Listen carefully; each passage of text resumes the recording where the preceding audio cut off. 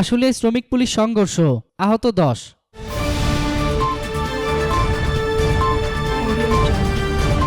মজুরি কাঠামো বাস্তবায়ন ও বিভিন্ন দাবিতে সপ্তম দিনের মতো সড়কে অবস্থান নিলে আন্দোলনরত পোশাক শ্রমিকদের সঙ্গে পুলিশের ব্যাপক সংঘর্ষ ও ধাওয়া পাল্টা ধাওয়ার ঘটনা ঘটেছে। এতে অন্তত 10 জন শ্রমিক আহত হয়েছেন। আজ সকাল 8টার দিকে আশুলিয়া জামগড়া এলাকায় এই সংঘর্ষের ঘটনা ঘটে। এই সময় শ্রমিকরা যাত্রীবাহী বাস সহ 15টি গাড়ি ভাঙচুর করে। স্থানীয়রা জানায়, সকালে শ্রমিকরা কাজে যোগ দেওয়ার পর 9টার দিকে কারখানা থেকে বের হয়ে এসে সড়ক অবরোধের চেষ্টা করে।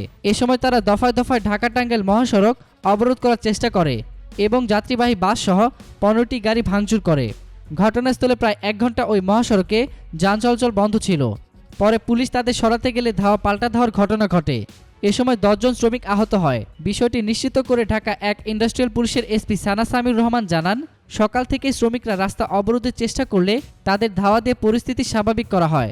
ফের যেন তারা সড়ক অবরোধের চেষ্টা করতে না পারে সেজন্য ঘটনাস্থলে অতিরিক্ত পুলিশ ও 8 প্লাটুন বর্ডার গার্ড বাংলাদেশের সদস্যদের মোতায়েন করা হয়েছে। এতক্ষণ ফ্রিকি নিউজের সঙ্গে থাকার জন্য আপনাদের সবাইকে ধন্যবাদ।